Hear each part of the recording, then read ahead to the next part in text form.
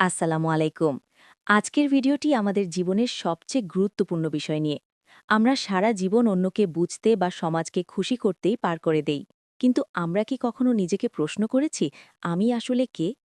আজ আমি আপনাদের সাথে এমন কিছু বাস্তব উপায় শেয়ার করব যা আপনাকে নিজেকে চিনতে সাহায্য করবে।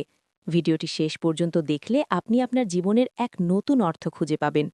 প্রথম ধাপ, একাকিত্ব ও নীরবতা। নিজেকে চেনার প্রথম শর্ত হল নিজের সাথে সময় কাটানো।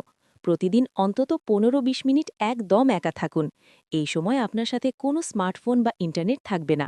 আপনি শুধু আপনার নিজের চিন্তাগুলো শোনার চেষ্টা করবেন। দেখবেন আপনার ভেতর থেকে অনেক না বলা কথা বেরিয়ে আসছে। দ্বিতীয় ধাপ, নিজের পছন্দ ও অপছন্দ।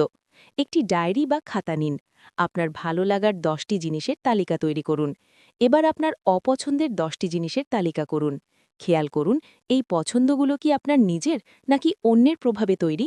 উদাহরণস্বরূপ, আপনি কি আসলেই গান পছন্দ করেন নাকি সবাই শোনে তাই শুনছেন? আমরা কেউই নিখুঁত নই।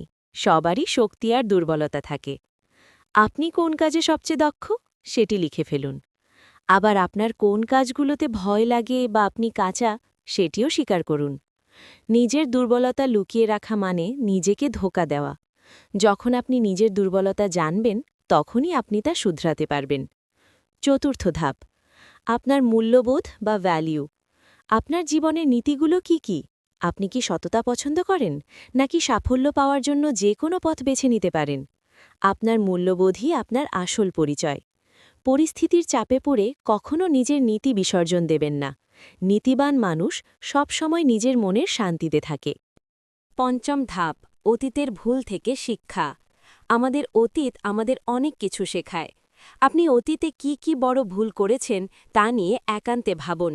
সেই ভুলগুলো কেন হয়েছিল এবং সেগুলো আপনার স্বভাবে কি পরিবর্তন এনেছে। মনে রাখবেন, অতীত আপনাকে লজ্জিত করার জন্য নয়, আপনাকে অভিজ্ঞ করার জন্য।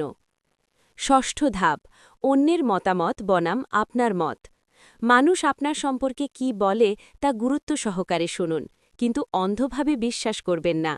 আপনার কাছের ৩ জন বন্ধুকে জিজ্ঞেস করুন আপনার সবচেয়ে ভালো এবং খারাপ গুণ কোনটি।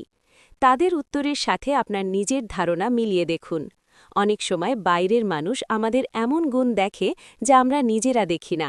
তবে শেষ সিদ্ধান্তটি সবসময় আপনার নিজের হওয়া উচিত। সপ্তম ধাপ, ডায়েরি লেখার অভ্যাস। প্রতিদিন রাতে ঘুমানোর আগে সারা দিনের অনুভূতিগুলো লিখুন। আপনি আজ কেন রেগে গিয়েছিলেন, কেন খুশি হয়েছিলেন? ১ মাস পর এই ডায়েরি পড়লে আপনি নিজের আচরণের একটি প্যাটার্ন বুঝতে পারবেন। নিজেকে চেনার এটি একটি বিজ্ঞানসম্মত উপায়। লেখালেখি করলে মস্তিষ্কের চিন্তা পরিষ্কার হয়। অষ্টম ধাপ, জীবনের উদ্দেশ্য খুঁজে পাওয়া। আপনি পৃথিবী থেকে বিদায় নেওয়ার পর মানুষ আপনাকে কি হিসেবে মনে রাখুক তা ভাবুন। এটিই হলো আপনার জীবনের মূল উদ্দেশ্য। যখন উদ্দেশ্য পরিষ্কার হবে, তখন নিজেকে চেনা আরও সহজ হবে। প্রতিদিনের ছোট ছোট কাজগুলো যেন সেই বড় উদ্দেশ্যের দিকে আপনাকে নিয়ে যায়। উপসংহার, নিজেকে চেনা কোনো একদিনের কাজ নয়, এটি একটি দীর্ঘ প্রক্রিয়া। নিজেকে জানলে আপনার আত্মবিশ্বাস কয়েক গুণ বেড়ে যাবে।